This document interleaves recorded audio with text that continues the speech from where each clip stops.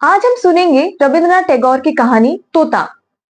एक तोता था, भोला बाला, उड़ता मस्ती करता मुक्त भाव से, लेकिन शास्त्र नहीं पढ़ता था। राजा ने मंत्री को बुलाकर कहा, इसे शिक्षा दो, और शिक्षा देने का जिम्मा मिला राजा के भांजों को। बैठक बुलाई गई और निर्णय हुआ, तोते के लिए बनेगा एक सोने का पिंजरा। राज पंडितों को बहुत दक्षिणा मिली। सभी ने कहा, तोते के भाव खुल गए। अब बारी आई शिक्षा की। भांजों ने पोथी लिखवाने वालों को बुलाया। पोथियों पर पोथी, नकल पर नकल, और फिर भांजों ने पिंजरे की रखवाली के लिए विभाग बनाया। लोगों को मोटी मोटी तनख्वाह मिली। रिश्तेदारों को नौकरी पर रखा। सभी आराम से बैठे रहते। संसार में निंदा करने वाले बहुत हैं। कहने लगे, तोते की देखभाल ठीक से नहीं हो रही है। भांजों ने यूं तो समझा दिया, मगर राजा जी ने कहा, मैं खुद देखना चाहूंगा। जय जयकार से उनका स्वागत हुआ।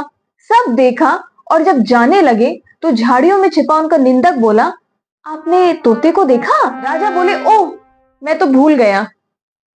लौट के पूछा, पंछी को कैसे क्या सिखाते हो? इतने बड़े तामझाम में पंछी दिखा ही नहीं। न पानी था, न दाना था। ढेर सारे पोथियों के पन्ने फाड़ फाड़ कर रखे थे, और पता है, कलम की नोक से पंछी के मुंह में कागज ठूसे जा रहे थे।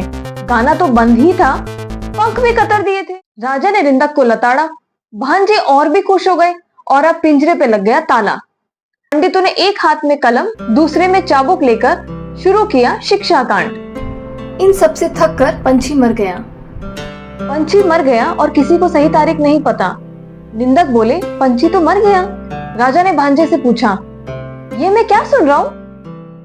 महाराज, पंछी की शिक्षा पूरी हुई। अब भी फुदकता है? नहीं। उड़ता है ना? गाता ना? है? दाना ना मिलने पर चिल्लाता है? एक बार पंछी को लेकर दिखाओ।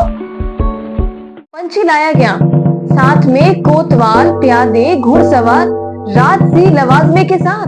राजा ने उंगली से पंछी को दबाया। उसके मुंह से न आवाज थी, न सिसकारी, और ना ही बिना पंख के देह में कोई हरकत थी। केवल उसके पेट में पोथियों के सूखे पन्ने खिसखिसाहट कर रहे थे। कुछ भी हो, तोते को शिक्षा देने में सभी ने खूब कमाया।